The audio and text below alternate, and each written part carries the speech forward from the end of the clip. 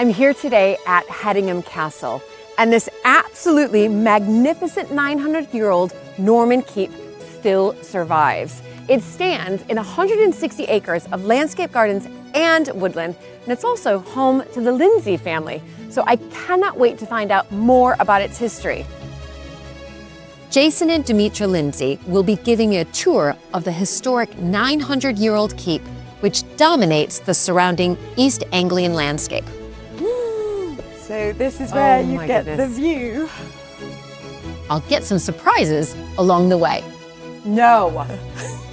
What? So that's... Oh my gosh. As I continue my visit, it's the Georgian period which inspires. This, in 1719, was a brand new mansion. Right. I mean, this has become the generic building style for millions of houses. And fascinating family connections to what could be the bard himself. He may have been the author of the Shakespeare plays. That might actually be the only painting of Shakespeare in existence.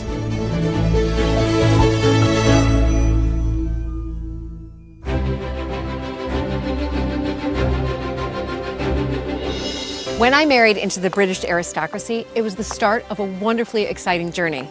But it was also a little daunting.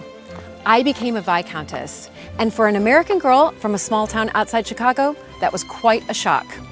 I live with my husband Luke, heir to the Earl of Sandwich, and our family at Mapperton House in Dorset. Living in a place like this is a joy, but also a challenge. And every day we're aware that we're preserving a very special part of Britain's heritage.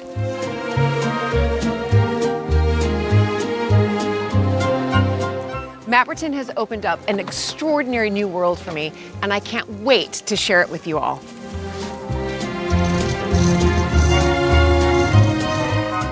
So if you love castles and manors and stately homes as much as I do, please join this American Viscountess as I journey into the British countryside in search of some of Britain's finest historic houses.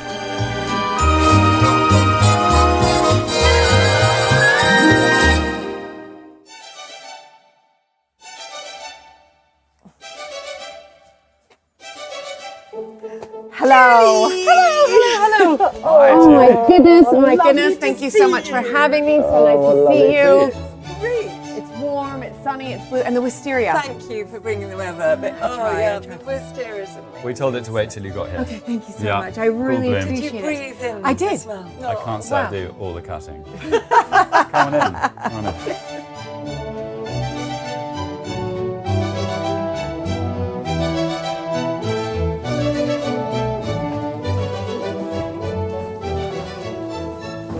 To the chaos of the kitchen. I love the kitchen in historic houses because it is kind of the most lived in room, isn't it? It is the center of the hub, yeah. Look at pictures everywhere, drawings. Oh, yes, please. But can I just say, walking up, it's like two distinct periods of history.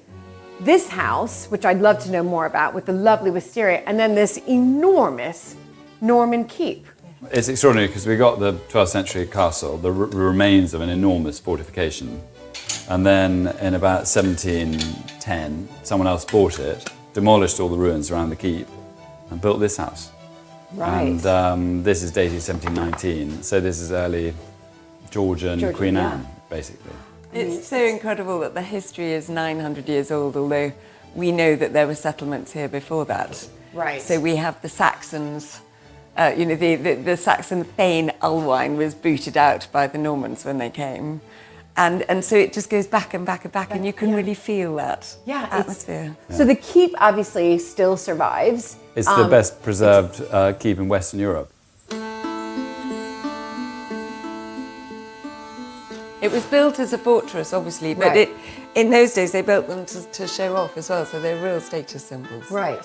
So that survived, and then, but around it, you said it was pulled down, or it was... Well, it lasted 500 years, basically. So by the sort of 17th century, the family had sort of moved away a bit, and people were robbing the stone, because there's no stone in Essex. All that stone had to come nearly 70 miles. So it was like covering in gold. It was like having a sort of pyramid, but covered in gold. Right, and so they just wanted to take it, so they just thought, we're going to pull it down, and we're going to build something here in 1719. Yeah, so in that period it did really collapse. There was a massive Tudor palace actually built in the 1490s. So we have wonderful sort of maps and plans of all the sort of buildings then.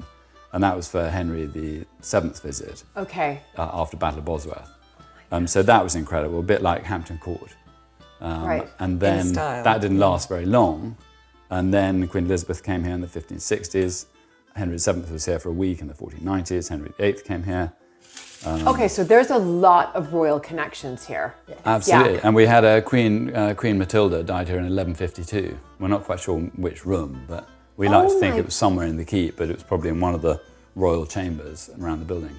Incredible. Yeah. And how many rooms does the keep have? Because it's just enormous. It is enormous, but it's like a TARDIS, so it's bigger on the inside. But we must come and Okay, we must show you. yeah. I'd love to. Do you know, maybe we should have our coffee.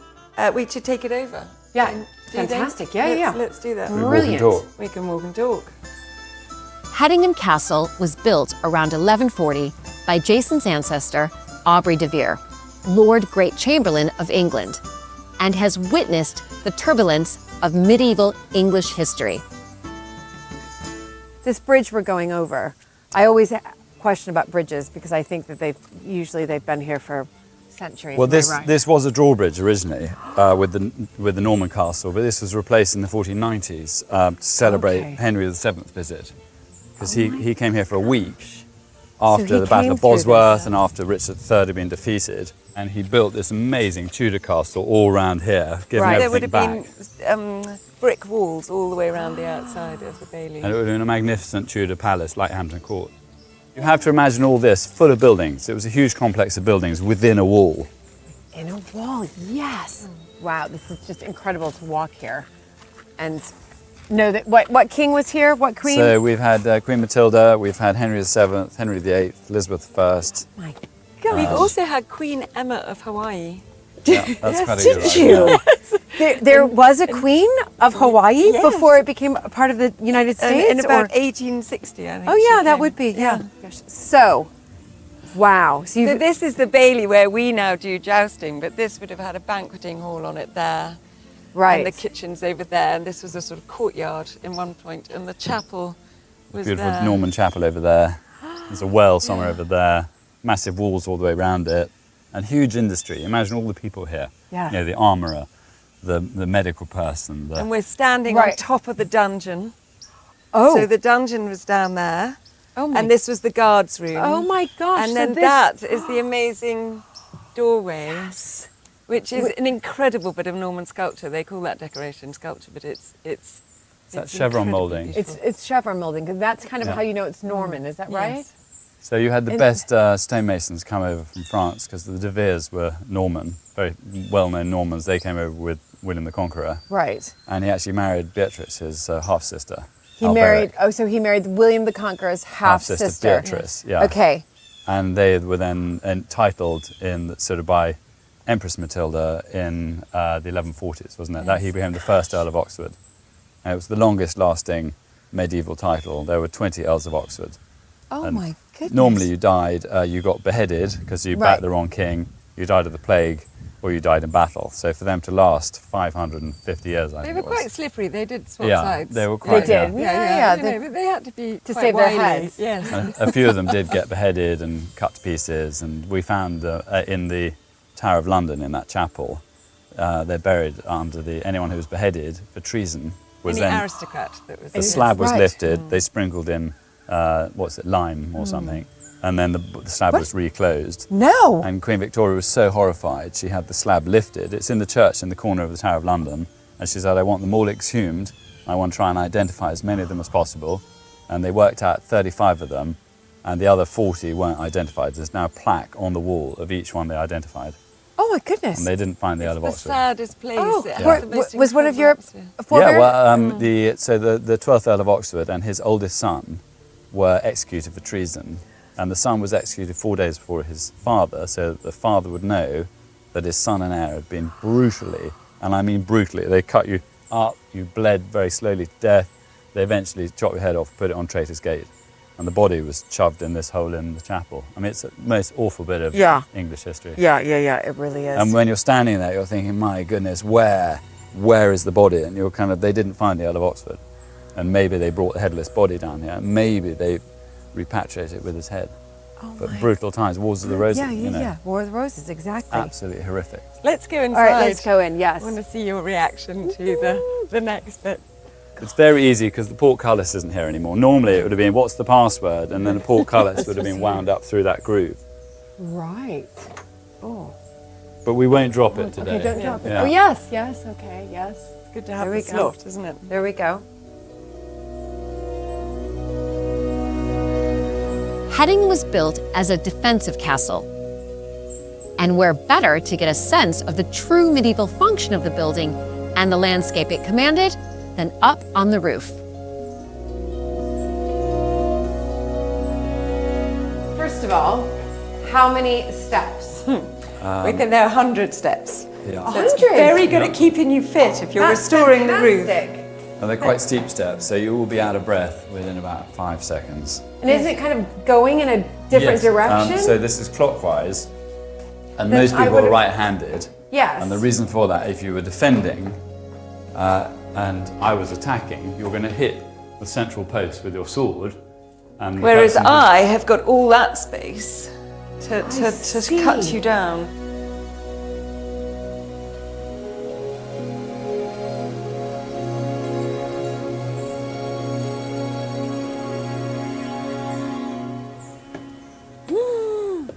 So this is where you my get goodness. the view. This is, and it's okay to walk on the lead roof? Yes, dear. You've got flat shoes. That's Yep. all Yeah, good. no high heels. Yes, no, Yeah. absolutely not. I'd go right through, or that heel would. This is incredible. So obviously this was built to, I mean, it was a great spot to defend Can't you all see the everything? invaders. Yeah. Absolutely. And, Well, they had and spies. They did have spies everywhere. they did, okay. So I think by the time you didn't sort of go with your, well, you didn't have binoculars, but go, Right. oh my goodness, the French are coming. Yes. You know, I Well, think you could generally see the fires, you couldn't sort you? of fires and you Yes, had spies. and you could spy. And you yes. were kind of ready for them. But this did have a perimeter wall around it with 2 more towers. So you can Right. see where the wall would have gone to. Okay, And probably sentries, probably a staircase in there, so even higher for them. Okay. And they had 4 of these towers. We've only got 2 right. now. And it's still all this Barnack stone from next to Burley House, you may know of. Yeah, of course, Burley. So there's a quarry there that they know the stone came from. Okay, so what work have you had done here? Because obviously this lead roof, what was here before? So there was a lead roof here, but we've redone it in 1985-ish. Okay. Isn't it? When you took over, when did you start taking over custodianship, or however we want to call it, as here HH in members? 2004. Moved Yeah. 2004. So a Yes. 20-year anniversary. Pretty Yes. well. Okay. Yeah. Okay. Yeah, and with actually, I was pregnant with number 1, so we then had 3 children because we had twins in 2 years. So we moved and we didn't do much, did we, at the beginning? And then, of course, when you think you're going to do something to a Scheduled Ancient Monument, which this is, you have to ask Historic England for every drawing pin you think you're going to put in the Yes. You have building. to get the Secretary of So State. You have to to- get permission from him or with her. a Scheduled Ancient Monument consent. It's the highest So- listing in the land. You know, Yes. it's above grade 1. Oh my! So what's it called? It's a Scheduled Ancient Monument. Okay, I'm going to say it Yes. the American way: scheduled ancient No, monument. scheduled. Scheduled. Yeah. Schedule. But when we got here, the electrics were completely finished, and there was no loos. You know, no one had sort of No heating. modernised it. There was Yes. nothing really here, Yeah. so you couldn't make So it commercially took viable. Us, it took us when you about arrived. 7 years to do the run up to the big project that we eventually No. finished in 2015. Oh my gosh! Because we had to get, they had to know what we wanted to do. They had to believe in our vision. They had to get All on the board, permissions. all Yeah. the permissions. Then subsequently, and then and you Architectural can't do reports, them we had all. to get Yes. architectural specialists. We wanted to take out a wall in the basement. So, did you feel? I mean, I'm looking around here, and you've got this sort of community. You can see the community from everywhere. Were they very supportive of what Really you wanted to supportive. do? Loving, because this building is open to the public. And Right. if it had to be sold, someone would buy it as a private house or a hotel. Right, right. And there would yeah. be no, And they'd never get back in. there'd be no events. There would be no public access. Right. No They would, church you know, cocktail parties. No, and it wouldn't have all of been that. owned by the family that's been here since Yeah, Well, since- 10 1067 really. And all the children who go to school in the village, they all come up here on their school trips because it's a little walk. And they'll dress And up it's in such little fun. in the tabards, and we have medieval days. We're trying to create a sustainable business. In the late 90s, the government changed the rules so that you could have weddings Yeah, I in a remember. building, not in a registry office. Right. And it was a kind of renaissance moment for all houses within historic houses, the association, because suddenly we could generate significant revenue. People were coming, having a lovely time. We were getting money for the restoration. It was a fantastic win-win. It's wonderful, though, that you have been able to create not just sort of a wonderful, I guess, event space, weddings, all of that, but also to keep it part of the community. As you mentioned, school children coming over. Yes. Yeah, and that's... It's so special hundreds because of when you schools when you having- live somewhere like this, you have to share it. Yeah.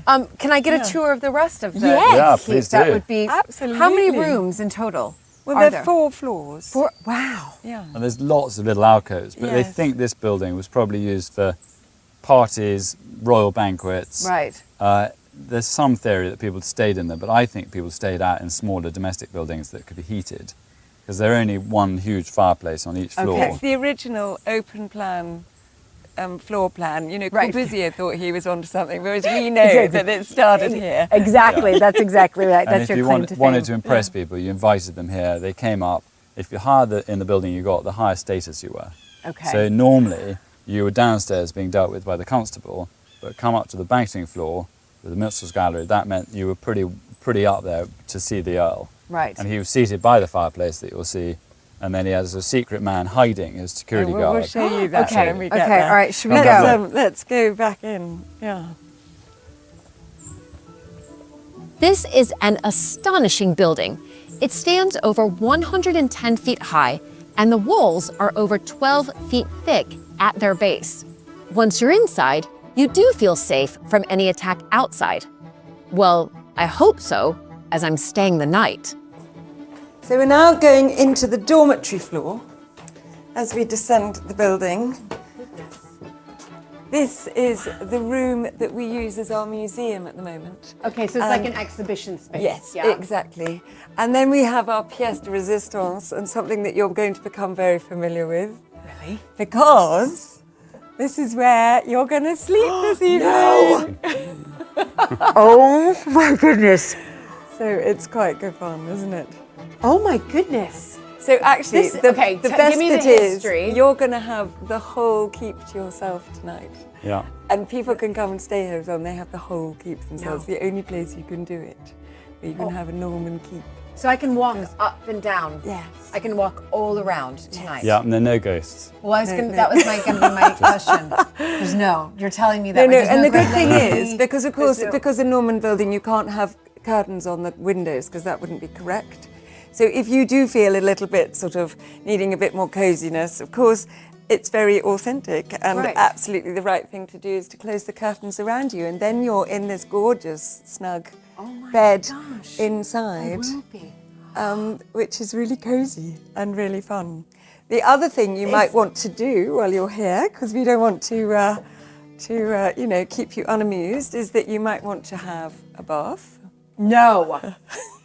What? So that's Oh my gosh. that's your bath. You're kidding me. And of course, if you had your glass of champagne or whatever, maybe some De Vere finest gin, you can just have it there.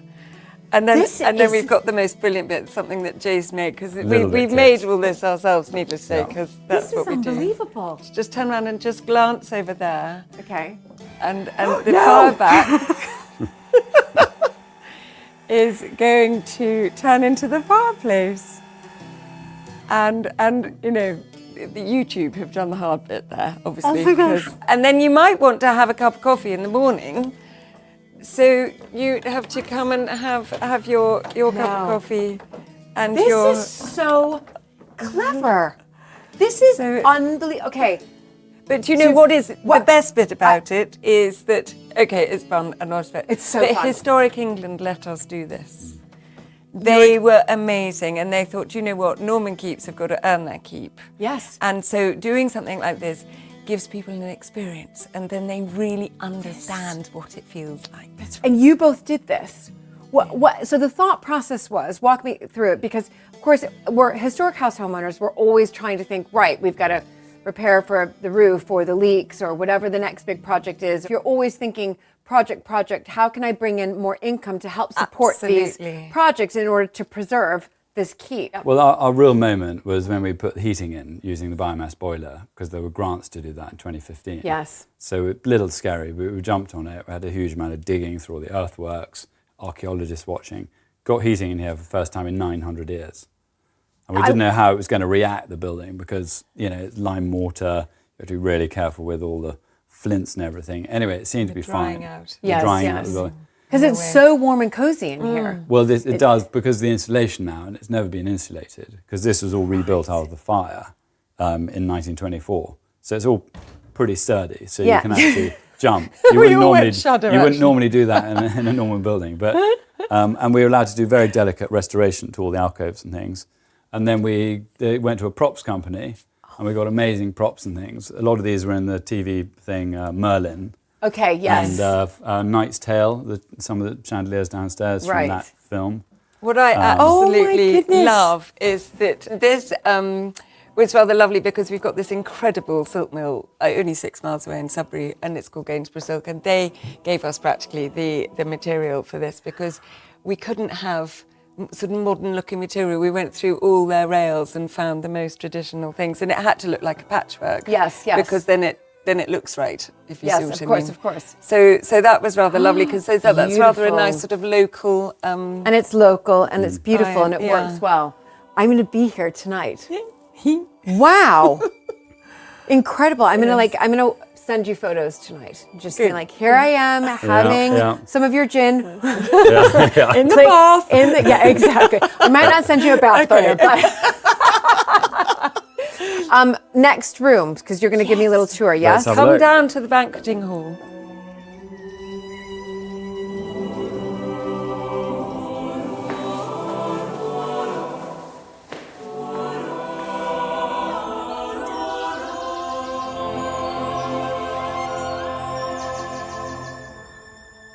So this is the banqueting hall. And this is the room that the architects and the historians go completely doolally over, because this is the widest Norman arch in domestic architecture in Western Europe. Oh my goodness. Okay, I have a lot of questions here, but because it almost looks like it's dividing the two rooms. Was it dividing it at one point or no? At one point, there's some little damages, so it may have been divided at one point, but we don't think it was permanently divided. But this being the banqueting hall, it's all about status, getting this high up in the building.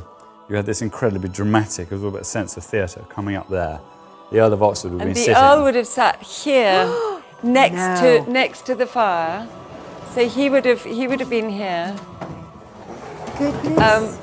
And then, rather amazingly... You can be his countess. Why don't you be his countess? Yeah. And you can be the Earl. I'll be the Earl. Okay, fantastic. And can you be the henchman, do you think? Thanks very much. Would that be okay, sir? That is perfect. So the reason for having the steps coming up and at that additional bit of steps as you come in the room was so that you were out of breath when you arrived at the Earl. So it was all about slightly wrong-footing you. So that you were subservient to him, because he would be sitting there totally relaxed and he'd be going, like this. And so you would be allowed to approach to sort of there, have your audience. And if you got a little bit uppity, unbeknown to him, because he literally can't see, in that alcove, the reason that alcove is there is that the henchman would be sitting in that alcove. And if there was some problem going to happen, then Jason would come out and get us. You can come out now. So that's what it was for. Yes. Yes. Isn't that incredible? So all these bits of architecture, and actually with the decoration, you know where you are and which door to go through and all the rest of it, because the door to go through is more decorated than the other door, which is the sort of exit door. But I feel in here, the banqueting hall, there's so many, you've got the henchmen over there, but there's so many entrances and exits or sort of cubby holes or whatever, little niches there. Is that what they are? Funny enough, they are actually just niches. Well, so sort they of. would I have mean, had different reasons. There's a belief that was the offertory chapel. So he had a little chapel, private chapel in that one. Right. He's got the long drop, the garderobe, which is the old-fashioned version of a loo. Yes. Which was a passage that dropped nearly 70 foot down to the ground, where it was dug out and then taken back up to the first floor and then spread on the fields by a man called the gong fermeur. Delightful job. Brilliant. And where everything sat for quite a long period was next to the food and the rats. So the level of hygiene in here was a shocker. And you can imagine dogs, you've got hay, you've got people chucking bones over their shoulders, a classic kind of really sort of charged men had been at battle, they'd been on a crusade. They were hardcore. Imagine the smell. These were hardcore men. They never washed. They were. Yes. And actually, the fireplaces, which would have been roaring, obviously, there is no chimney. They hadn't invented chimneys yet, although, of course, in Roman times they had invented chimneys. But what they had got wrong here was that the chimney goes out horizontally just above where we can see. Yes. And so they didn't draw. So in fact, the whole room would have been slightly filled with smoke. But they think that that was quite a good thing because it would have just gently killed the lice, killed the bugs. a bit. But the stone carvings everywhere. Well, this is fun. So we talk about proportion and balance. This was one stonemason who was very good at this particular pattern. And this is from 1100. That one over there is by another stonemason. They didn't get it. They didn't replicate this. You would have thought for the main fireplace in the castle, they would have perfect balance. Yes. But no, this was Stephen of Sudbury. He was very good at this shape. And this is Billy from Braintree. Billy from Braintree, and they just kind of hacked away and no one minded. It's unbelievable. And it's rather amazing because this room was built for royalty, essentially coming to massive state banquets because this was the pinnacle. This family, this was the sort of top level sort of palace, one of them. So the king and all his court would come here with a huge retinue. You would have a massive banquet up here. You have to think of this up there with the Tower of London. Absolutely, there's a creme de la creme of society would come up those stairs in the early 12th century. But imagine it with the minstrels playing down, huge trestle tables, lots of people, dogs, the noise and the music. It was, amazing place for entertaining. Yeah. And perfect for weddings and perfect for events. And that's what's so fantastic because it's replicating sort of what happened, hundreds of years ago. Fun. And we're so lucky that this didn't collapse in the fire. That was, it was extraordinary that it survived. Yeah, it was an incredibly intense fire, nearly 100 years ago. Right. And how much of the keep was destroyed? All the floors, all the roof, a lot of the armour that was here, storage from the family collection, and the house was in here for safekeeping because it was the First World War, 1914 to 1918. Essentially, it became a shell. Yeah. So everything just burnt inside, but because they didn't put any water on the structure, it survived. Yeah. Right. For me, I wouldn't have even known that there had been a fire. That's what's quite impressive because how you've restored it is fantastic. I mean, these floors. Well, it was amazing. So 1918 was the fire. They were spotting for Zeppelins with the new terror. Right, yes. Aerial bombardment of London. They were sending them over from Germany and throwing missiles out of the Zeppelins in London. Everyone was just utterly terrified because there'd been no aerial combat or bombs before. And so they were coming over Essex, and sometimes they'd overshoot the Thames and come up here. And so they were on the roof spotting for Zeppelins, and they knocked a little fire brazier over, keeping them warm, and it spread to the whole building. And it was like a sort of chimney. And they couldn't find horses to connect to the fire pump. Eventually they got here and it was too late, so the whole place was let to burn. And by 1924, they decided to rebuild it. The Ministry of Works, who were the sort of government, the early version of English heritage. And so we've got incredibly solid beams. Otherwise, we'd probably have 18th century beams. And if you did that, you would wobble. Right. And so it would have been a massive multi-million pound, £20 million restoration. Because they've tried to get the infrastructure in place, which is had the fire not happened. But they realised how important a building it was then, which is the pre kind of listing. I was about to say, which was the 1950s. Yeah. And they said, no, we've got to go for it. And when the country was incredibly poor. I was about to say, because that's what's really perked my ears, because this is before any historic houses started to really open up to the public. Yeah. We were instead demolishing them. All being demolished, pulling them down. but yet they thought, no, this is so important. We have to make sure that we preserve it and that it can be used. Yeah. They were being blown up, I think, 1 or 2 a week, right through, and we lost 2,000 to 3,000. And it's an incredibly rare survivor. Well, I'm so happy because I get to spend the night. We'll see about that tomorrow. Otherwise you'd be on the floor somewhere. Exactly. I wouldn't mind the floor. Okay, this is so vast. Now, we're going to come back here for supper. We are, but we're not on the ground floor, obviously. No, we're going to show you. 2 more floors. 2 more floors to go. Yeah, just be careful on the way down, because they're quite steep. We're going to go to the garrison floor next. The transformation of this 900-year-old building into a modern event space and wedding venue is breathtaking.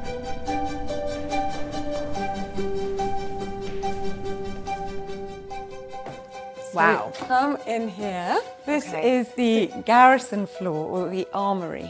Okay. Just through those curtains is the main entrance. Right. So if you were a normal citizen, this is as far as you got in the keep. So you were lower status. The higher status you were, the higher you get up a castle.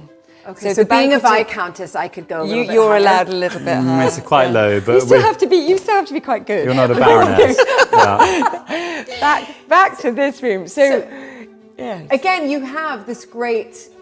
Another amazing arch. An amazing arch as well. I mean, that's extraordinary. Yes. Just to have one on top of another, And right? you could only do this because of the thickness of the walls. So later on, technology became with flying buttresses. So they got thin walls, but you could only build an arch like this because you've got massive buttresses to hold them in. Otherwise, they would have pushed it all out. Outside force, And these exist to take the huge beam. You see one there. Yes. And then you'll see downstairs, we've had to hollow out the beam and put in a 3.5-ton steel under this floor so that we could get rid of the supporting wall below that. I see. And actually what we use this room now for, which is really cool, I mean, this just shows how these buildings have to adapt. This is where, if you have a wedding completely in the keep rather than going over to the marquee and the house, this becomes a nightclub. And it's really cool. All the alcoves go different colours.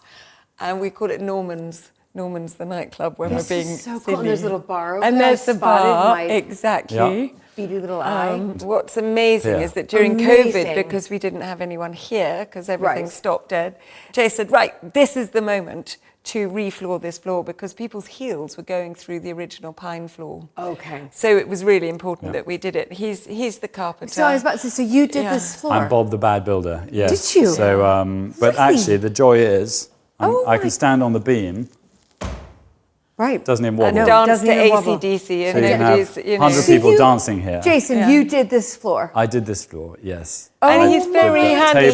He made the bar out of the bed heads. I do the sewing. Well, I was about to say, I was looking around and looking at all of these beautiful designs and these enormous curtains. But you can sew. Can you teach me? Because it's actually one of the things I actually do want to learn. Incredibly zen sewing. You can really, but it's very peaceful. How long did it take you to do both of these? Probably quite a long time. I mean, maybe it took me 3 days, do you think? Because That's once you cut out all the So you're the cutting. pieces. So okay, wait. So Dimitra, you did all of these. Yes, You designed cut- to look like doors and hinges. Those look like hinges. And what is amazing, these are scraps from the house, and this is So we 18th century crewel work. Yeah, lovely crewel. Which is beautiful, but rather fragile. Yeah. So if you get a drunk wedding guest, so you have to be a bit careful, but you can't be too precious. Yeah, no, you But can't. that's And you have to use another it. They were old curtains that were just moth-eaten and stuff, so I just cut round the holes and is used so the bits. brilliant. And sort of here, there's these. Well, you see, in these alcoves, we were allowed to put loos. Come and have a look. And so it's rather amazing. But the plumbing. Complicated, 100 foot up. And so we've got a fake, this is our conduit, which is obviously Yes, I see. painted. Oh, I didn't and even we were allowed notice to that. Very run clever. all the conduits and the heating and the plumbing and the electrics. And then I see you got a grant, which is great. Amazing. They've been fantastic. Historic Houses Foundation. Yes. They don't have the paperwork of the government grants that you can get. You don't have to jump through the hoops. And they trust us as private owners to look after these buildings. Let let me show you one more floor. I'm excited. Because we've got the tapestry room to go. So in my bedroom, I can come down here tonight too, can't I? Yeah, you can use every little, floor. It'll have something from the bar. Oh. Yeah. I'm going to lock it, sorry. I've heard stories. Yeah.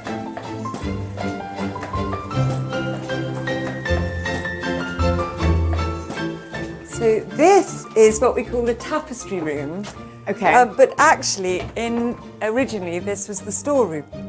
So we are now downstairs. You wouldn't have been able to get into this room from the outside, which you can now, but we'll show you that in a minute. So this is the room that we now use for banquets and that sort of thing for the weddings. For the weddings. Yes. It's too difficult to get food and drink and everything up to the banqueting floor. So we have a trailer that comes and parks outside, a catering trailer, and they can have a fantastic party for 70 or 80 people in here. And it just works brilliantly. So what did you have to do to this room then? Gosh, so this is a new floor. Jace has been... Again, this was did this floor recycled from Southend Pier. Yeah. Pretty solid. And we dug down, and there was a massive wall holding up the beam here. Okay. That went all the way across. Oh, right. We were allowed to take out, you can see the sort of marks here. Yes, I can. And we were allowed to take it out, and we hollowed out this beam and put in 3.5 tons of steel down the middle, bolted it together. And and again, that was another grant from the Historic Houses Foundation. Really? As was all this flint work Unbelievable. that we've done. So we've done a huge amount of restoration here because it was over time just dropping a flint or two a week, which it doesn't seem much in the scheme of things. But you know, you want it to be here another 900 years. Exactly. Let me show you the thickness of the walls. Yeah, but first I'm just going to admire these, once again, curtains. Don't tell me, because these are really, did you do these? I did. But actually, How did you? Well, it's all lots of pieces of material that we found in the attic. So my mother-in-law was amazing at keeping everything. And so these are old curtains that have just been put together. How did you decide the design? And you used a template, but you just drew the template? I just drew the template and sort of made it up as I went along. But really, it's brilliant. But what was your inspiration? Because it's so well, so beautiful. these were from Perugia. There's an amazing medieval hall in Perugia in Italy, and so I then painted those two. Okay, and so you this paint is as well. This is the De Vere You shield, are and unbelievable. that's the England shield, and we've got the Essex shield over there, etc. So, but these shields are really fascinating because these are all there are 25 shields in the room, and they're all the earls or the barons who bullied King John into signing the Magna Carta. Okay. And we finished this bit of the restoration in 2015. And so we were celebrating that at the time. Right. Have a look at how thick the walls are. Oh. So this was goodness. a way through the Georgians pushed through this wall. So we can now go out a different way than when we came in. So the Georgians pushed through here. They wanted to use this for timber storage because they had to do something with it. It's just quite a grand garage, really. Or was it folly? Yes. Pointless folly otherwise. So they chiseled this by hand. No dynamite. And you've got to push really hard. Yeah. Give it a... There we go. There we go. There we go. Yeah. Rattle, rattle. Right. Here we are outside. Oh my gosh. So we're now back on the ground floor. This is fantastic. We'll let you out. Yeah, thank you Unlike so the old much. days. No, I'm going to be back up there anyway. Just promise to let me out tomorrow. Yeah. And that was just wonderful. But it's just, you know, it is a magnificent building. It really is.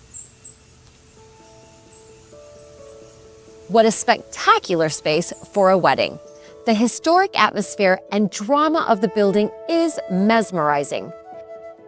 And to have the option to stay too, although I'm a little nervous of being in such a vast historic building alone overnight. As we made our way back to the house, Jason was keen to show me the stunning grounds.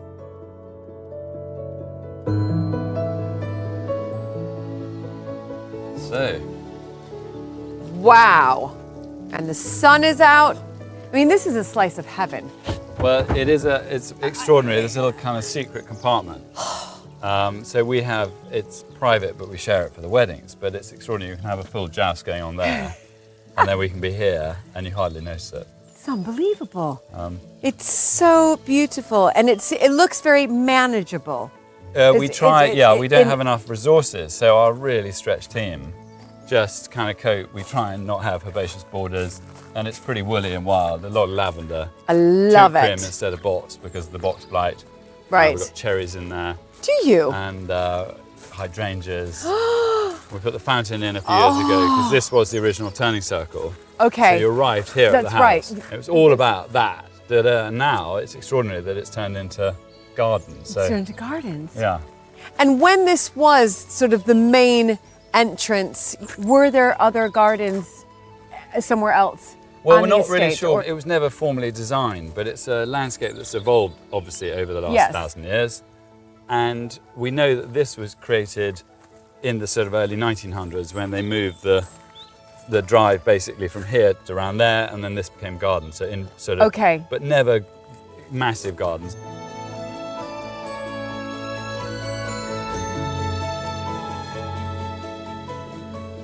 These wonderful gardens open out to reveal a beautiful lakeside setting.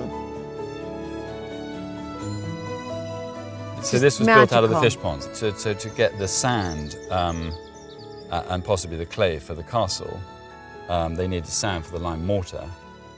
They dug all these ponds, and this was either 3 to 5 ponds that were left Okay. over that were then used for fish ponds in the 12th, 13th century. Right. And then in the 18th century, they said, let's knock them through into this. So it's then grown into this.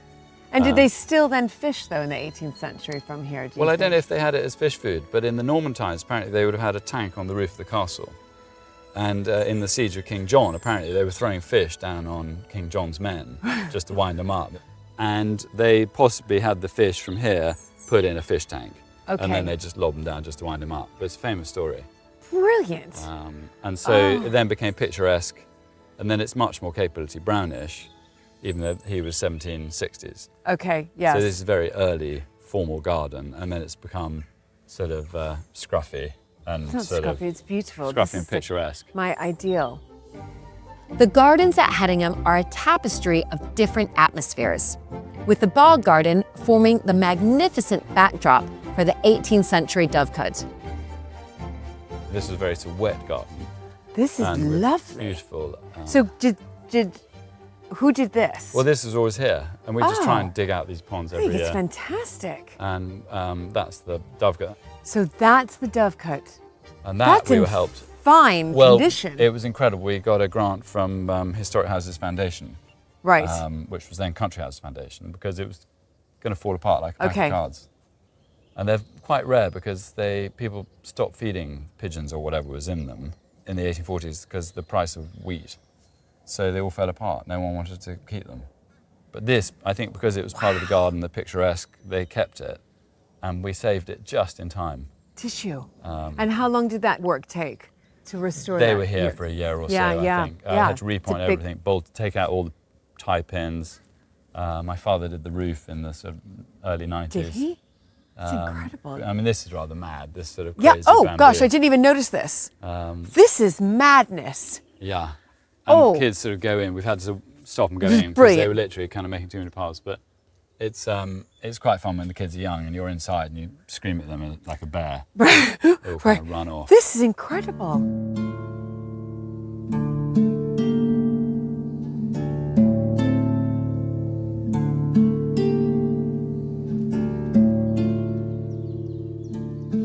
So,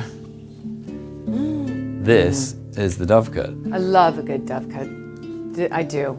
You know, everybody. Everyone loves a good Yeah, dovecote. everybody. So, do the doves still come? No, we try and keep them out Right. because we've bolted them back together Okay. to hold them up. But the original nesting boxes, we lost an entire wall there of them. Oh yes. And okay. this post was what the ladder would go on. So it would swivel around, Yep. and then you go up and get the eggs out.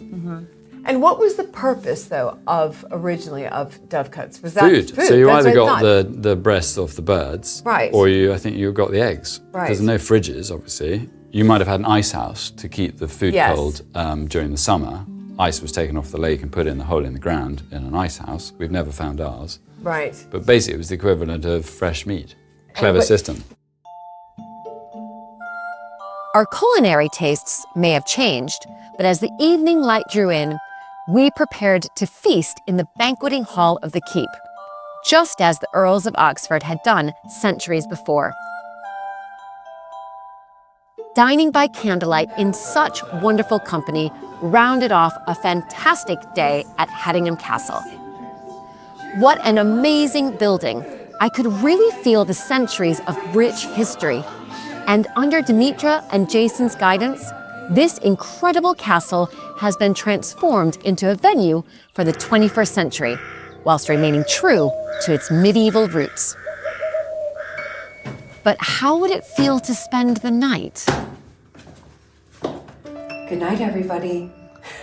I'm heading to my room in the 900-year-old Norman keep. And yes, I am excited and I'm not scared.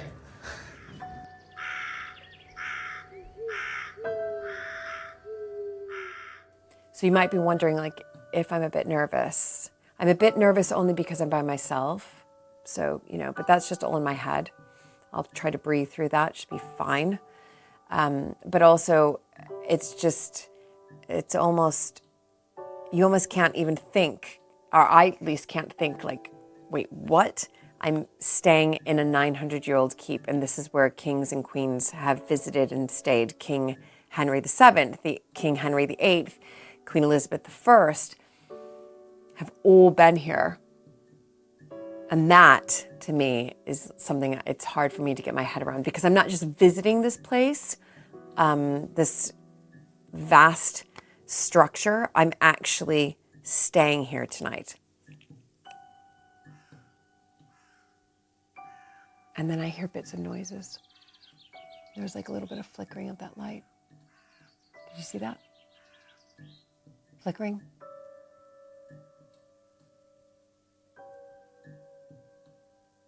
It's all fine. Totally fine. And this was built to defend from invaders. So I should feel very safe in here. This is here to protect me. And it will. I'm totally fine with it. Okay, I'm just gonna switch off. I'll see you guys in the morning. I will be here in the morning. Fingers crossed.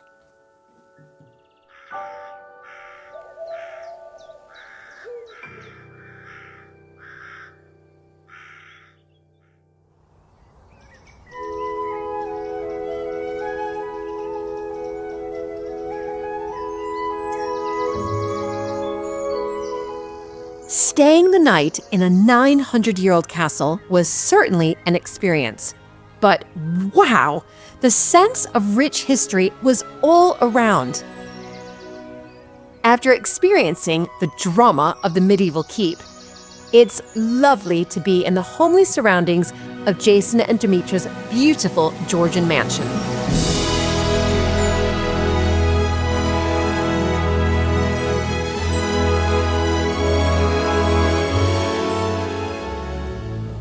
So welcome to the house. This is lovely. where we live. Oh my goodness. And this is the hall. This is the heart of the house.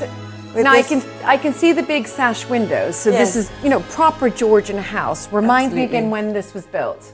1719. So it's a little confusing because this is we used to be the front door here. It's Okay. all about status. So you'd travel for days, sitting Yeah. in the back of a really uncomfortable carriage. Sorry, how was that? Can you do that again?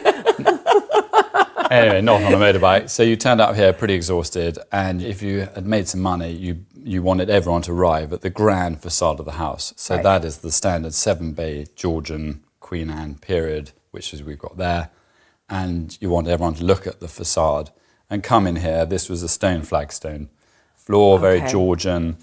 And in about 1900, they decided to sort of turn it into more of a drawing room. So Okay. make it much more informal. And when we came here, my cousin had it, everything was desperate in the sort of 20th century. 1950s, post-Second World War, didn't know how to make any Did money. live here, or did live? She lived here, yeah. So it was great fun as yeah. kids when we came here, because my father inherited it in 1980 when she died. So I was age 12 when we first came here. Okay. And it was pretty derelict. None of the curtains matched, all the colours were the thing, all the roofs were leaking. And no one sort of came near the house. And in the 90s, I've got a huge family, and it was just a wonderful party house for my brothers and sisters. And my parents were very generous. They live in Dorset. And so we'd It's a come good here. place to live. Best place. What the eye doesn't see, the heart cannot grieve for. Exactly I think, right. yes. But they were very clever because they hid all the china and everything in a room. Right, they knew. And yes, There's just a lot of children, they're going to and they were have firing fun. fireworks horizontally down. So all we had to do was really sort of get the heart back. It wasn't destroyed. You know, we found doors in the cellar, and we found panelling where the lift shaft had been in the cellar. It had been sort of kept, and there was enough furniture just to kind of still create this beautiful home. Okay. I inherited in 98. Right. We got married in 03, moved here in 2004. Wow. Yeah. And raised your family here. Yes. So they've all been born here, which Yeah. is so lovely. Oh my gosh, that is Yeah. lovely. And this is just even listening to this story right now is these stories just continue and continue. Your family, the original sort of your original descendants, if you like, were here 900 years ago because you do descend. It's a bit mad. We were so related through my family, who are the Earls of Crawford and Barcaris. They're Scottish, but all the aristocracy in those days married each other. So Yes. they all kind of knew each other. And everyone was incredibly kind of possessive about who their children married. It was all sort of arranged marriages and stuff. Yes. And amazingly, so we're related to the descendants of the guys who built this house. Yes. And the Earls of Oxford who built the castle. Yes. I mean, it's all quite distant, but we can actually trace it all the way back. Exactly. Both branches. 900 years, that's incredible. Yeah.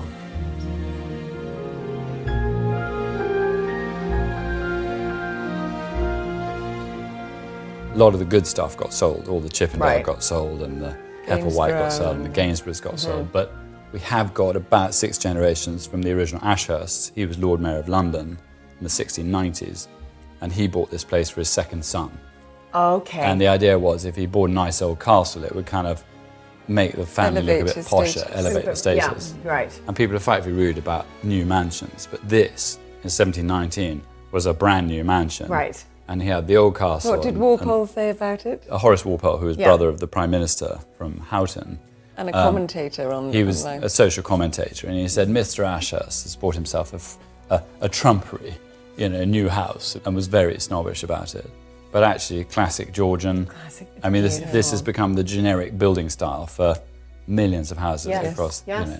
It's so beautiful. red brick, 7 bay, and they've got lovely height. The ceilings are Such sort of gorgeous proportions. All the 15 rooms foot. are And the such paint color, you can see all the colorways, amazing, just lovely. and it's got, private houses are sort of shabby chic. They've got a kind of worn out feel. Yeah. So it's not overdone, and it's had layers of history. So the fact the flagstones have gone is just a lovely thing. We've now got a parquet floor. Yeah, And I'm beautiful. really glad, because otherwise it would be really cold. Yes, and it when would there's be. when there's a nice chip on the skirting, it's because someone's crashed into it with a bicycle, Right. rather than.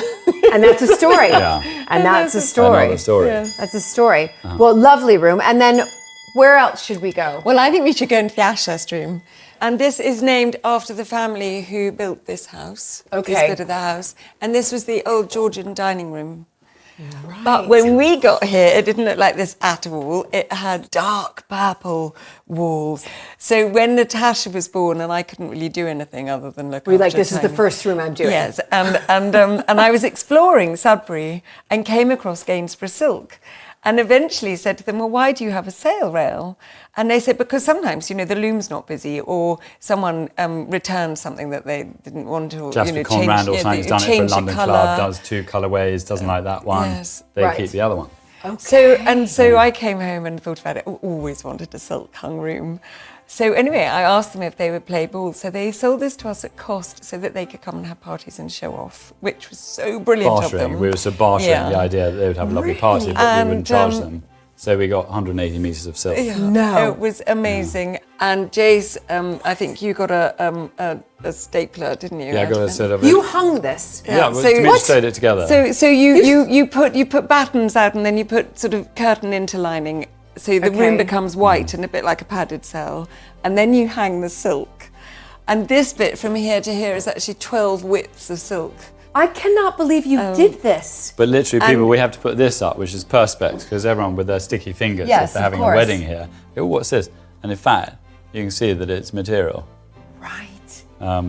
You stitched But all of these together. with a machine. Yeah, I know, but still.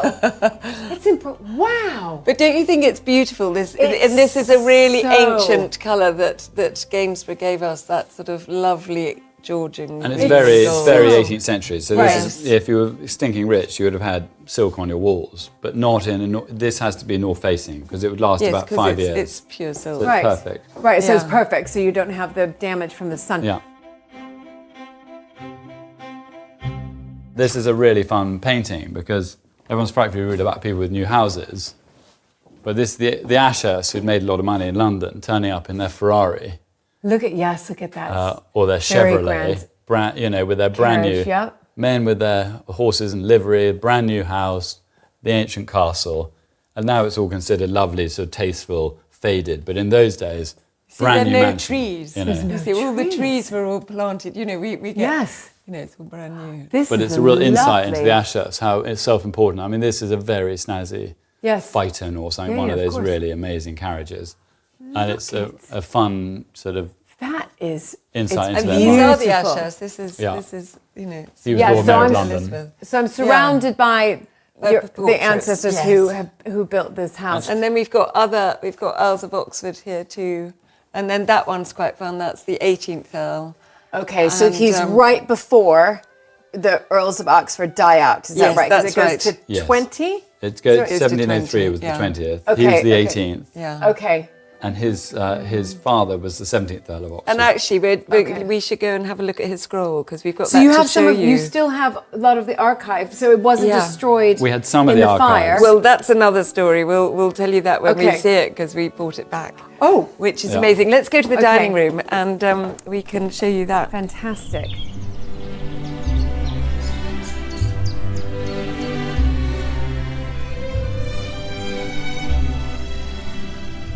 So this is the dining room, Beautiful. which is actually in an earlier house. This is the sort of 17th century house. Been Okay. morphed into a Georgian house. And Right. our treasure in here is this incredible. It's not a fireplace. I mean, it is now, but this is a royal bed from Edward VI. No. And we've got the royal coat of arms there. And this dates to Yes. about 1540. He was a very young boy when he got the coronation. And the Earl of Oxford had his coat of arms, which is the boar, because it was the wild pig basically, on the helmet, which is amazing thing. And these are columns from the four-poster bed.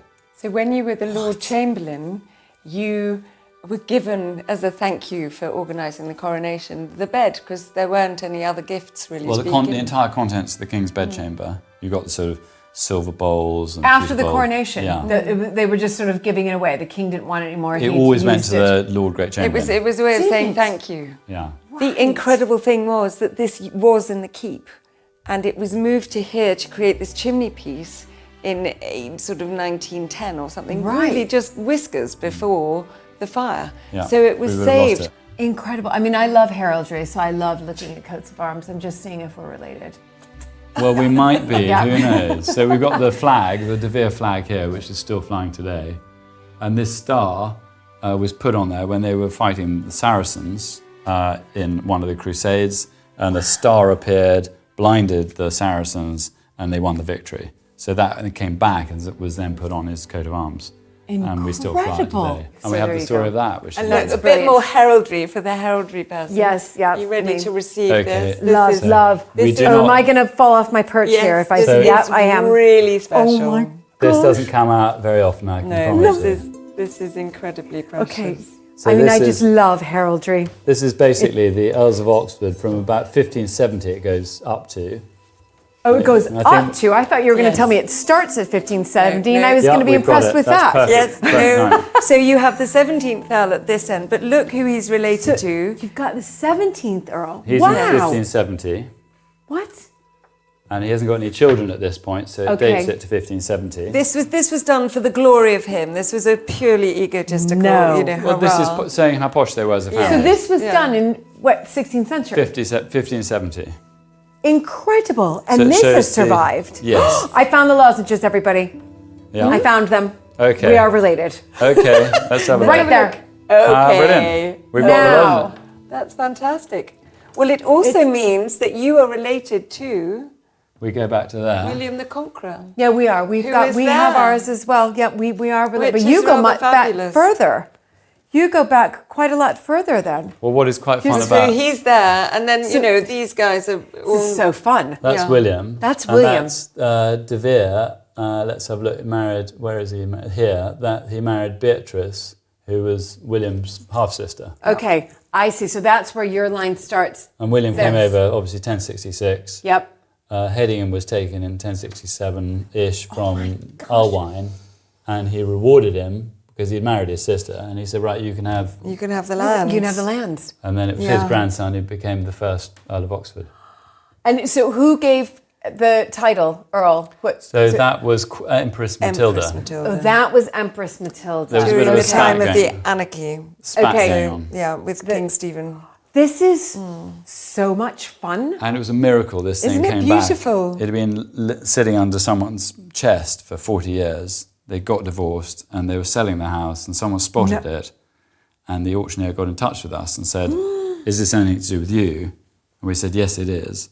And the lady was then going to sell it, and we had a chat to her and pulled some heartstrings, and she sold it back to us rather than putting it in Really? auction.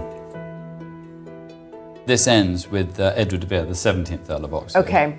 And he was the one who sold all the 74,000 acres. No one knows why. Ended up living in poverty Right. in Hackney in London. Oh. But there is this theory that he may have been one of the authors or the author of the Shakespeare plays. Which is why he needed some cash to build the Globe and Really? things like that. And there's a huge support Yeah. all over the world, a lot of support in America, funny enough. And people... And why? But why? Why has this come to light? Why do people think that? Or why He is was this very support well efforts? educated. He knew court. Right. So he knew all the stories of court. And, you know, there's an awful lot of the history plays and things that, you know, a teacher from Stratford probably wouldn't have known all that detail. And would he have had access to the level of books that Shakespeare knew? His knowledge was so polymathish. I mean, he Right. sort of covered, he knew about Italy firsthand. He just knew about the royal court, he knew about feudal there are families. lots of bits of Virgil that are Okay. quoted in it. Really? So he was very intelligent and known to be a poet and things. And of course, you weren't allowed, because No. he was an aristocrat, to Right, be right. an author or Yeah, anything like yeah. that. And on the back of the, in the first folio, which was the first 700 books ever published of the collection of Shakespeare plays, it says, look not at my face, but look at my words. And in every word spelleth my name. And Evere is Edward de Vere, Evere. In every word spelleth my name. And Shakespeare, Oh my gosh. the De Vere We've probably got it here, crest actually. is as a hand shaking Shaking a spear. Yeah. No. And there's so What? many, and you couldn't Oh my goodness. you couldn't be seen to be writing the plays because they were treasonable. And Right, so if he yeah. was being really rude about the royal family, and then Right. in which one is it? And he's a hunchback, you know. And Oh, well, yes. You- Burley so- is depicted as... So it could be, yeah. and it was treasonable. Right. And the son-in-law of Southampton did get locked up for a treason against Queen Elizabeth. Right. And got beheaded. Beheaded. Yeah. So he had to tread a very fine line, and he should have been a leading courtier with Elizabeth, and he ended up selling everything, and no one knows why it all went wrong. And the really Oh sad my thing is we goodness. don't know where he's buried. Really? And we think it's in Hackney, don't we? Yeah. But we nobody's too sure because he sort of disappeared. Right. But the earldom continued Yes. through the chap that we saw in the Asher Yes. Stone. Okay. But- He was the yes, 18th. But Okay. it just sort of had lost its moment Yeah. by that stage. Yeah. And there's not one manuscript, any Shakespeare play or sonnet in existence. Every single one was destroyed. And it's a very strange thing. And Shakespeare of Stratford, there's, I think, 4 or 7 barely literate signatures in his will. He never mentions a play, a sonnet, or anything. He mentions his second best bed being given to his wife. And there's just so And many. his children couldn't write. So Odd. why would you, if you had that amazing Oh my gosh. legacy, why would you not teach your children to write? So That's it really right. infuriates the people who support Stratford. And I think just debate it. I mean, even if it's not Edward. Exactly. And my father collected amazing paintings, and he collected that one, which might actually be the only painting of Shakespeare in existence, because there's the Druselute engraving in the first folio, and this was lent to the Shakespeare Authorship Trust in Stratford for many years. Okay. And when my father died, we got it back. And they've now said, I mean, this is a Elizabethan man with a beautiful, very high status top. And it's been, it couldn't be proven. And it's now back and it's anonymous, but there's a number of versions of him. And why did they paint this man a lot? And it does relate to the engraving in the first folio. And there's something like 800 copies in the Folger Library in the States, because the Folger or whoever, some philanthropist. So we've got to collect all these. And they've got the biggest collection. And they're worth an absolute fortune each book. Oh my. And so there is the Druselute engraving, but that was done in the 1620s. And Shakespeare of Stratford died in 1615. And so it's posthumous. Right. And there is a mask. You can see that he can peel off a mask. And why would you do that as a portrait? It's the strangest portrait when you look at it. Right. There's too much smoke and mirrors around it. Yes. So of course, it's really important to have the debate, and you have to be very sensitive because not everybody believes that. And actually, just when you go back to this incredible scroll, it was amazing that he was having to prove himself in 1570, just saying, "Look at me, I am incredibly royal." Look at and this is a propaganda document. Well, so, quite fun. That is super fun. So thank you.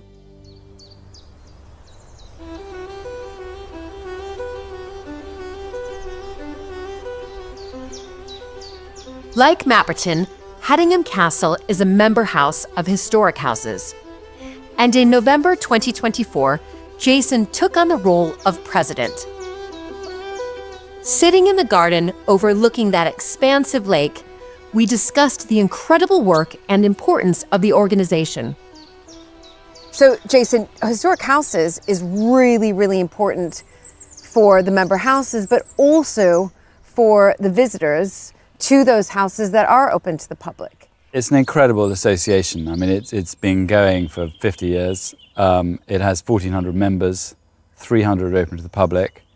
It is the most extraordinary kind of representation of private heritage in this country. And it was down to the likes of Lord Bewley, who lobbied the government, took over 1 million signatures to the Parliament and presented them to the government and said, look, these places are getting demolished. I mean, there was one a week being demolished.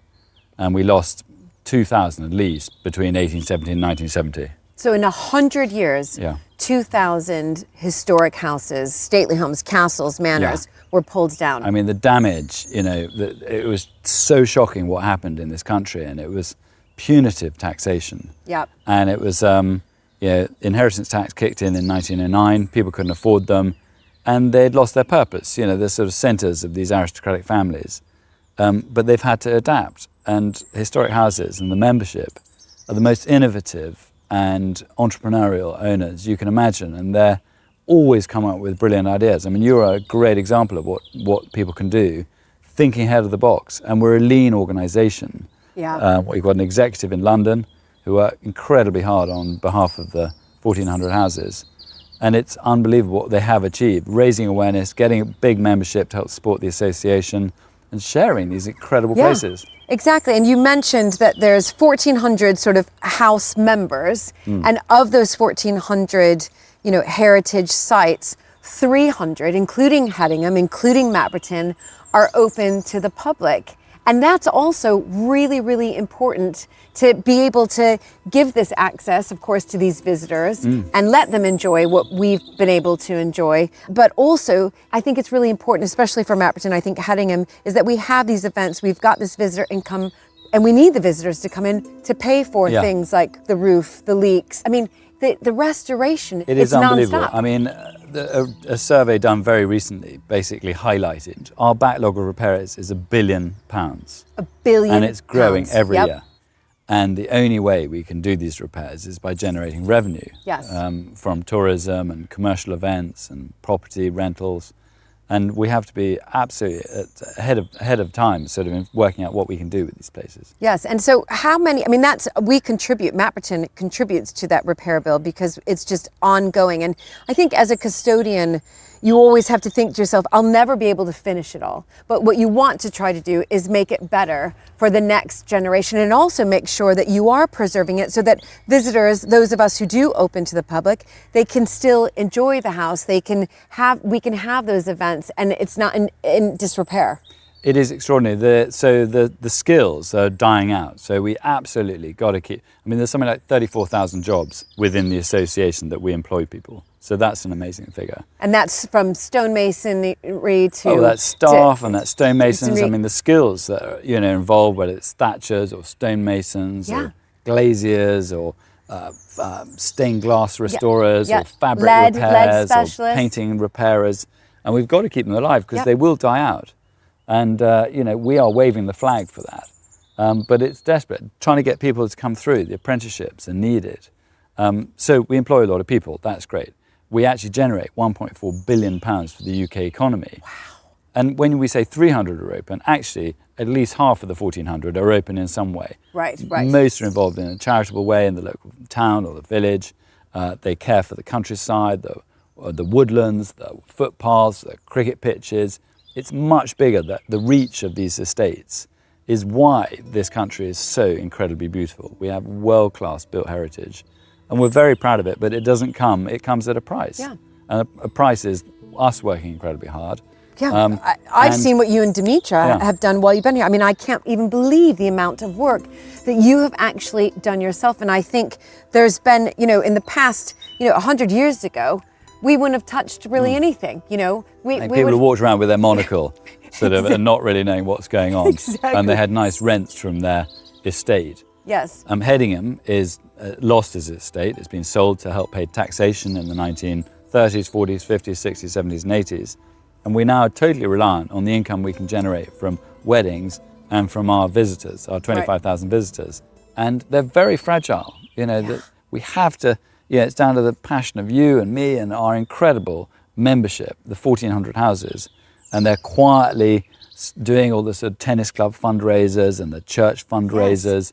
And people are being very generous with time, and they never shout about it, but it's there. And it's something we should be really proud of in this country. So looking forward to your presidency, which is 4 years, what are some of your big ideas? Well, I love the idea of, historic houses and association. Yes, we have about 85,000 members, and it'd be lovely to grow that. But I'd really also like to parallel grow the knowledge of the association, because we're all so passionate and these places are so incredible, but if people understand how fragile they are, often people turn up and think, well, they're stinking rich, they've got a big house, but they've no idea whether you've got a Rembrandt in the drawing room or whether you've got 500 acres, 2 acres or 1,000 acres. Right. And people just assume you do. And these places cost so much money to run. The running costs, the energy costs, the utilities, it's all against us at the moment. Yeah, it really is. It's getting pretty scary, and I think a lot of places people will go, you know what? I can't do it anymore. I can't do it, and they could go on the market, and then we'd lose the public access. Yeah, you can just look at that map, and you can see all of these wonderful, amazing, stately homes just dotted all up and down the UK. Yeah. Well, listen, congratulations. I'm excited for you. Thank you so much. It's going to be fascinating, and it's a great honour for me to be doing it. Yeah, it must be, and it's just, for me, a great honour to sit here and sort of pick your brain and see how the next 4 years are going to, hopefully, with your big ideas. It's been a treat having an absolute master of your world, and we've learned an awful lot from you. It's been a wonderful couple of days. Well, thank you. Owners of historic houses across the UK are striving to adapt these ancient buildings and estates to become more sustainable. And together with vital restoration work, there is a constant need to innovate. So we're desperate to sort of improve all our sustainability. Yes. And we've done solar, so we've got 42 panels on the roof of the main house. Fantastic. Fantastic. And we've got biomass boiler, so yes, we have one of those. Well done. And this is our latest project, which we cut a hole in a couple of years ago just to see what was under here. We knew it was a well, but we had no idea how big it was. Okay. And were a little bit blown away by the scale of it. So Okay. this actually goes down about 40 feet before you hit the water table. Oh my, wait, so let me ask though, because at Mapperton, we are not on the mains, so Okay. our water comes from the springs, but Yeah. are you on the mains here? Well, or is it from this well? So the progression was that this was probably here in the Norman times, and the well's been made bigger, so using spring water. This has then been made bigger in the 18th century when they built the house. Okay. So it's 8 foot in diameter, this well. It's absolutely colossal. Yes. And then what happened, they went on to boreholes in the Okay. sort of 1950s, Yes. which are here and there and everywhere. Then they had this brilliant thing of nationalised water, and everyone went on the mains Yes. if you weren't too far away. Right. And we thought, hang on, why don't we see? We've got to get it tested. But there is a vast kind of filter system of land. There is quite intensive agriculture, so you've got to be careful. Of all the fertilizers and pesticides. But if there is enough land to actually filter, we may have got the most incredible castle water right under here. That's right, and you know, they've been using it since Norman times. Well, here they've been using it since Norman times, and then they abandoned it all when they did the boreholes. We did the boreholes in the 50s, and then obviously the mains. So are you thinking of, if this could work, that this could supply water, to the keep and to the house? We think we probably, the well fills up pretty quickly. We've tested it. I built a ladder out of more Southend Pier because I'm obsessed by Southend Pier. And you're such a so we've got carpenter, a it's 40-foot ladder, and then we've been digging it out a bit more. We've gone down about 10 feet, taking out rubble. Haven't found any swords, treasure, helmets. That's the next level. Okay. Keep our fingers crossed. It's going to be down there. And sure. we're hoping we're going to get to the bottom at some point. Right. So you're not at the bottom. So Not can yet. I see where you are? So let me tie you up first. Okay. We're very, very health and safety conscious at Thank Helium you. Castle. So let's wrap you around a couple of times. Okay, a If couple you of times. Okay, take that a couple of times. Yep. Okay, once more. Once more. Just to give me a bit of peace of mind. Yep. Very There you good. go. Thanks, Jason. And that's yeah, a and climbing. Then hook it. Wait. Okay. So just do that. Yeah, that's Here, brilliant. I don't even. Yeah, Okay. I don't climb. You're not a climber? No. Mm-mm. Okay, how's that? I mean, I feel Okay. safe and secure now. Very Thank good. you. You're not I think very, but you're quite. Yeah, I think I'd pass out. So in carefully safety. on your knees. Okay. And then have a look down there. Okay. I can turn on the lights down at the bottom. Oh my goodness. Wait, there's another ladder down there. Well, I've dropped is some that? ladders down because then I can be on, there's a shoulder Yes, I see the shoulder. about 40 foot down, which is roughly the water table. Oh my gosh. So that I can then lower the pumps yeah. down another 15 feet to then pump out the water to then get to the rubble. So that's what I'm removing at the moment. But what's this contraption here? Well, This- Heath Robinson was this cartoonist inventor and did some brilliant things. And we thought, how do you get oxygen? Because you don't want to get to the bottom and then find it a little here. bit lacking in oxygen. Yeah, I mean, so it's super this is far a down leaf there. blower. What? And we rigged it up to a pipe. And no. you got this. And it just, lovely oxygen all the way down. And you can kind of feel, you do this.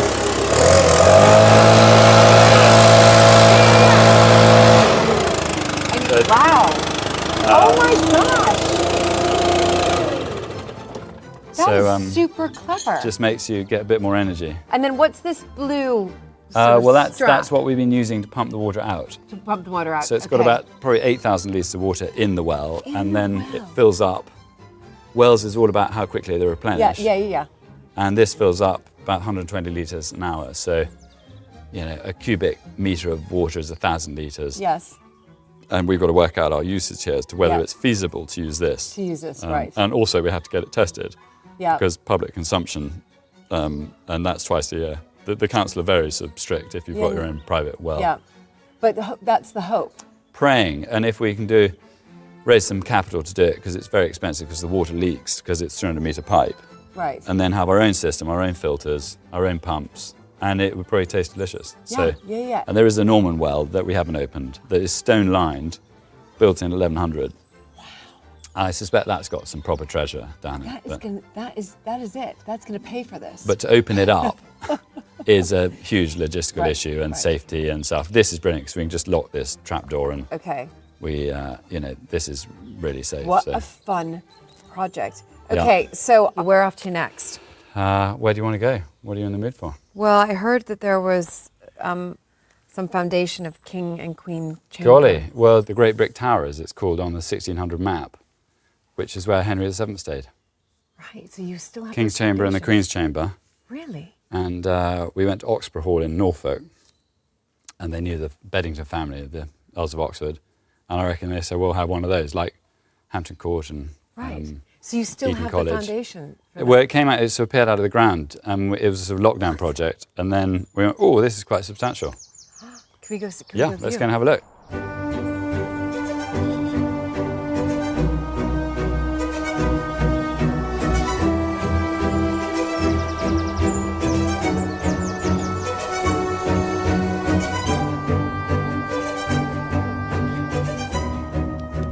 Okay.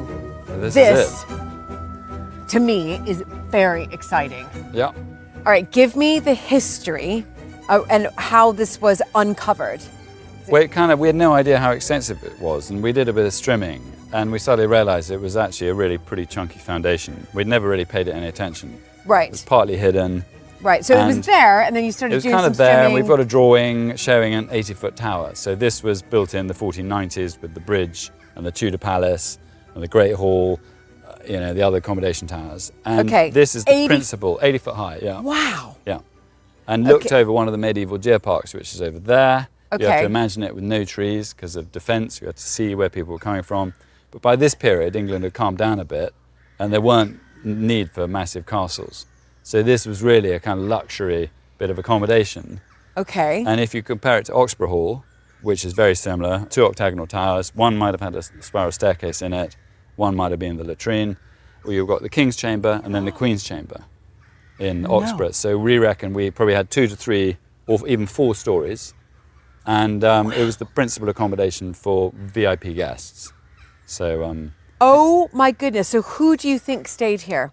well, we know that Henry VII, when he came in the 1493 or something after Bosworth, he stayed here for a week, and we just have to assume that he stayed in the King's Chamber. It kind of makes sense. Yeah, it does. And it was the sort of, who would have been above him, I don't know, but you had everyone, you had probably 200 or 300 people here Okay. on site at that time. Wow. You had the minstrels, and you had the cooks, and you had the armourers, and you had the royal entourage that came with him. They were taking over the village. Oh, my It'd have been an goodness. absolute bonfire of people. It's astounding for me just to imagine that right now. Yeah. That, that's what sort of 500 years ago, you would just have this entire entourage Yeah. and Well, you're we the- wanted to celebrate, yes, we've got the Norman period, yes, we've got the Georgian period, but it's kind of odd to have a kind of 600, 700 year gap. So it's like, well, here we are in 1490, let's restore this. So we managed to get a grant, and we were allowed to stabilise it. We weren't allowed to dig down because the foundations go down massively Right, underneath okay. there and there. Okay. And we were allowed to go upwards with similar looking bricks, just to give Okay. people an idea of what was here. It's just going to age in time, but at least we've stabilised the bits that are underneath. Yes, of course. So there's extraordinary chambers, and we haven't actually dug them down. And there may be some fun things. Maybe Henry dropped something, Well, It'd be quite exactly. fun. Because where do you think, though, the sort of ground floor began?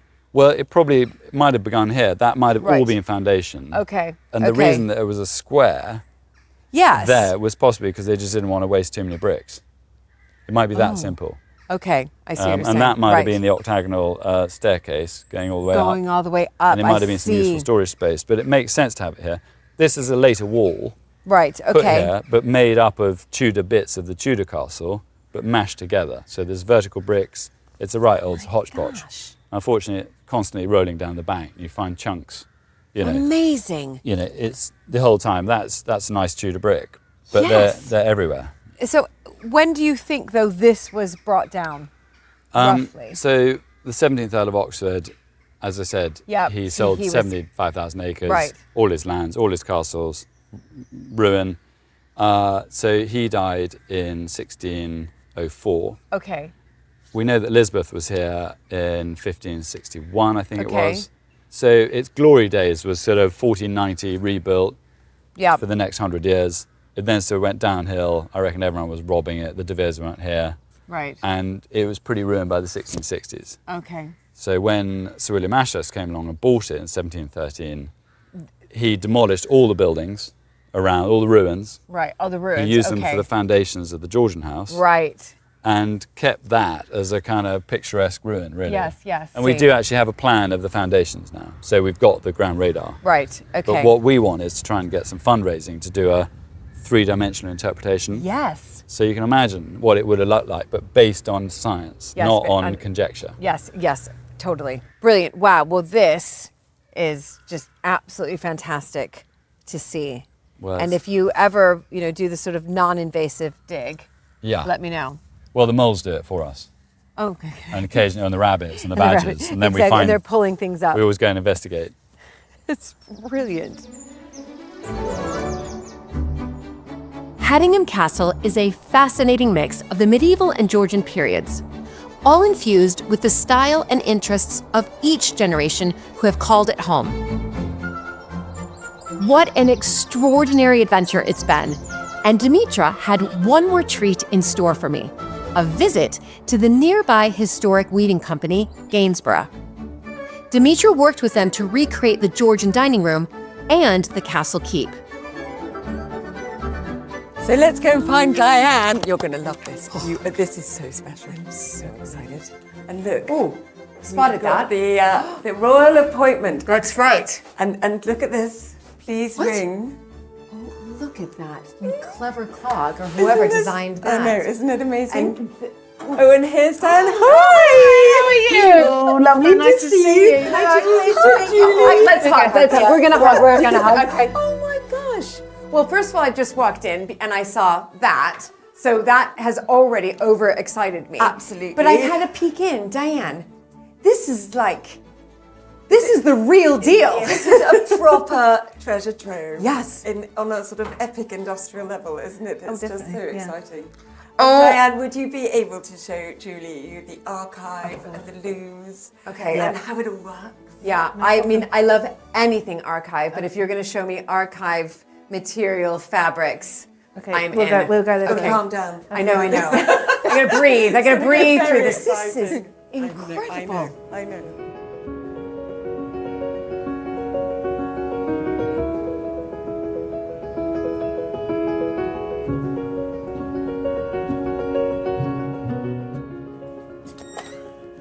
Come and see this. No. Oh. I've just stepped into my heaven. Oh my gosh. It's my heaven too. It really is.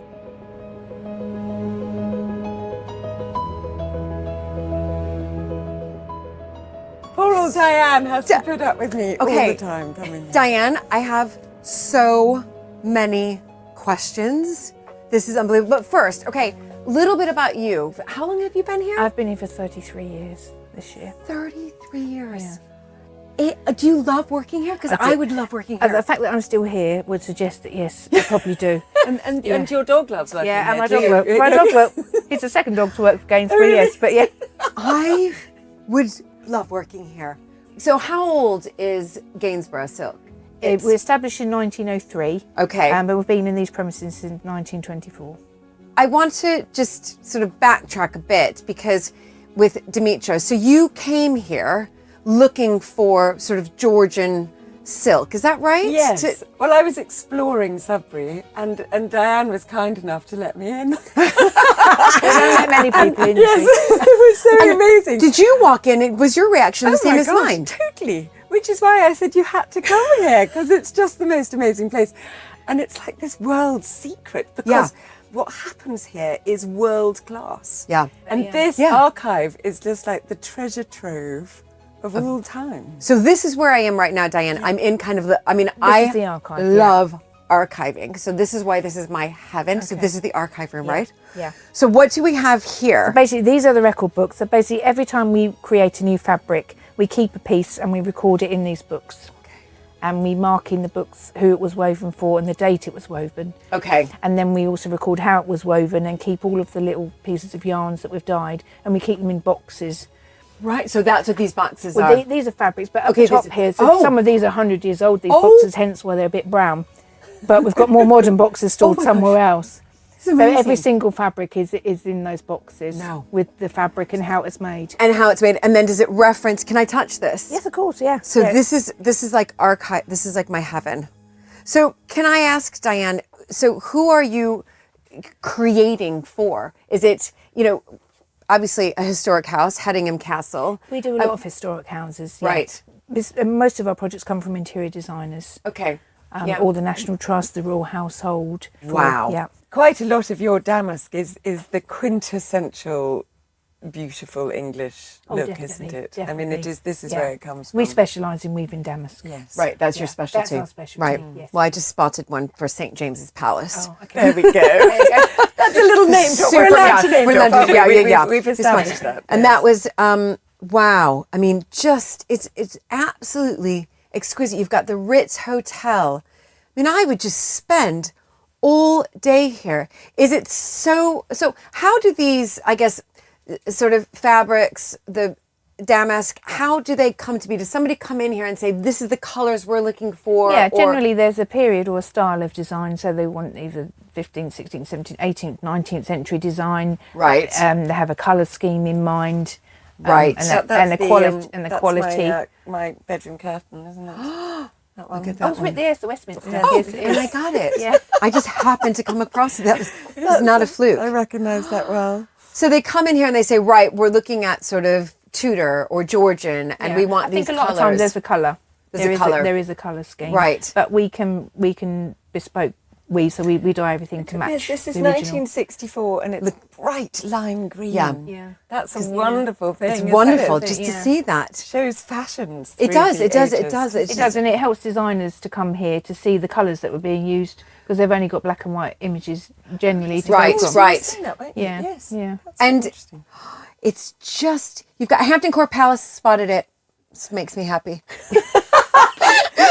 And if someone needed to replicate something that they've had on the wall for 50 years, and Yes, then we it's can do faded, that. Right, and so needed to I do it. Yeah, see. that's what we So then specialise in. you can do it again. Yes. Because they've got exactly all the notes, haven't you? Yeah. Just Plus, all also we can go colours. to historic houses and we can trace the design on the wall if it's damaged or something. And we can recreate it from that. Yeah. So interestingly enough, so our family ancestral seat was sold in 1956, but we have a lot of the fabrics. Oh, wow. And probably need to be recreated, I think. They're too damaged, a lot of them. So if I brought that in, I could say, I want something similar. We could to do it this. exactly the same. Yeah. You could do exactly the same. Yeah. Oh my gosh. We'll probably use the same techniques that we used when it was woven originally. Of course. So, yeah. We do everything Which here just by makes hand, it so special, doesn't Yeah. it? Because I want to cry right now. I'm so happy. I didn't even know these places existed. You know, the American me, I didn't know. I always wondered when I looked at these fabrics, I thought, how am I going to repair and restore them? Because some of them are too far gone. And yet you're telling me I could just bring them in and it would be done the exact same way. So Dimitra, when you were showing me around your Georgian house, you obviously got fabric from here, but it's also in the keep, is that right? That's right. Diane was incredibly helpful when it came to the Royal Chamber, because we went to your pre-made rail section, yes, didn't you? yeah. And we were pulling things out, and it's just like another treasure trove. And we were pulling things out, and Diane was going, no, that doesn't go so well with that one, and that one's not Tudor enough. No, that's too Georgian, and it's too late.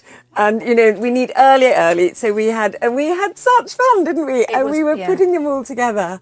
And then we need a bit of green, because it was all getting a bit pink and blue, wasn't it? And you need the green cushion in the room, don't you? Or the other thing to make it look a bit, you know, like it's not been done. Exactly. And it was such a nice process. It was such a nice thing to do. And I came back with sort of reels of it in the garden. Oh, yes, more, but yeah. That is amazing. So you know your fabrics and you kind of know the period. So you 33 years. There's nothing she just doesn't know. I pretend. Yeah, she knows a little tiny bit, don't you? I know a little bit. So have you seen the Royal Chamber? Because I spent the night there. Haven't yet. You haven't yet. Dimitra has invited me many times. You must go. I will go. I because definitely will go. it's like, it's almost like you can't believe that you're spending the night where, you know, kings and queens have visited or spent the night. Henry VII. You just think, how am I staying here? Yeah. It's and the curtains, by the way, are fantastic. Oh, well, that's the main thing.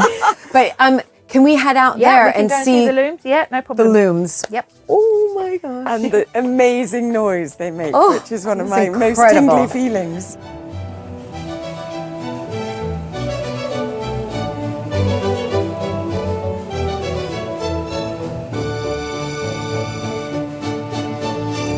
So have a look at all of this, isn't it amazing? I mean, my jaw is to the ground right now. The history here is fantastic. And this is Colin, Hello. who is the Hi. head loom Hi. Extraordinaire, genius. extraordinaire. Yes. Oh my goodness. There's nothing that, weaving can do with it he doesn't know how to do. Can you tell me, Colin, just a little bit more about the work that you do here? And, I look all around, there's a lot of machinery, there's a lot of, these are the looms and how old they are. There's a lot of questions. I'm sorry. I'm just obviously so overly excited to be here. The looms are up to about 100 years old. Right. But we've got about 3 newer ones. Okay.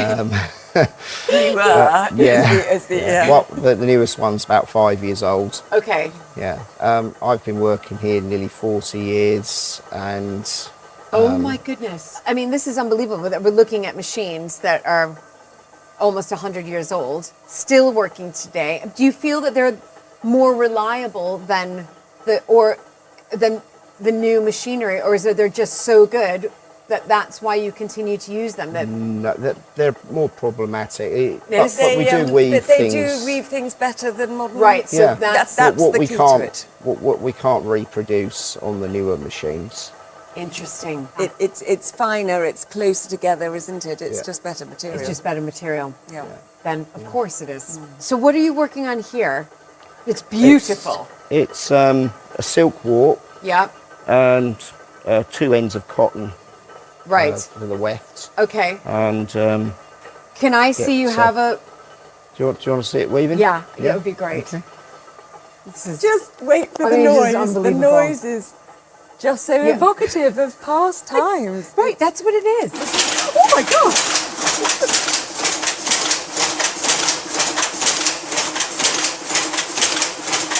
No. I think the shuttle goes up and down, and then something else pushes it. Right. Okay. So you can see he's watching it the whole time. It's really gorgeous seeing the pattern there are. Yeah, it is. It's almost it's mesmerizing. Yeah, so this is all twinkling round. Yeah, you can see it. Yeah. It's astounding.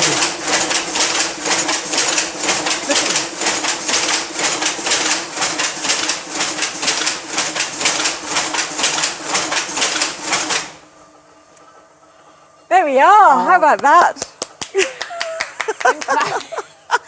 That was amazing. Oh my goodness, Colin. No, now I understand why you wear headphones. So you don't walk out of here every single day with ears ringing. After 40 years, I think I'll be pretty deaf. Yeah, no. But yeah, exactly. That's incredible. So when you're weaving, how many meters are you making per sort of design? Or per day. Or per day, Per yeah. day on this one, you're probably doing about 15 metres. 15 metres. Because it's a higher pick wheel, it's possible to maybe do 20 metres 20 metres. on a different design. Right. So that shows how special it is. Yeah, doesn't that it? is just unbelievably special. Well, thank you so much. You're and welcome. thank you so much for giving up so much of your time just so I could just sit here and be, oohing and awing the whole entire time. So thank you. Thank you so much. Brilliant. And thank you. Totally mesmeric. Thank you so much, Colin. It's lovely to Thank see you. So nice to meet you, Colin. Thank you. And you. Thank you. See you soon. Bye.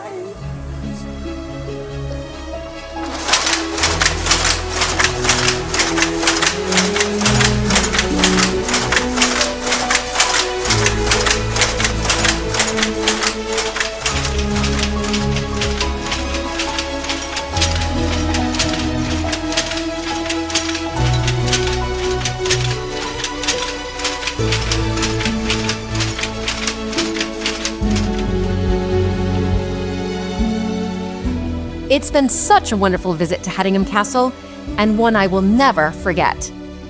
Having supper and spending the night in the ancient keep where kings and queens have stayed, to hearing how the 17th Earl of Oxford could have been William Shakespeare himself, I've enjoyed every moment. I hope you have too. And if you'd like to support these high-quality productions, do consider becoming an American Viscountess patron. Here you'll get early access and extra content to all of the episodes, as well as a community of like-minded people who love castles, manors, and stately homes just as much as I do. Thank you so much for all your support, and I look forward to seeing you soon for another very special historic house visit. Bye, everybody!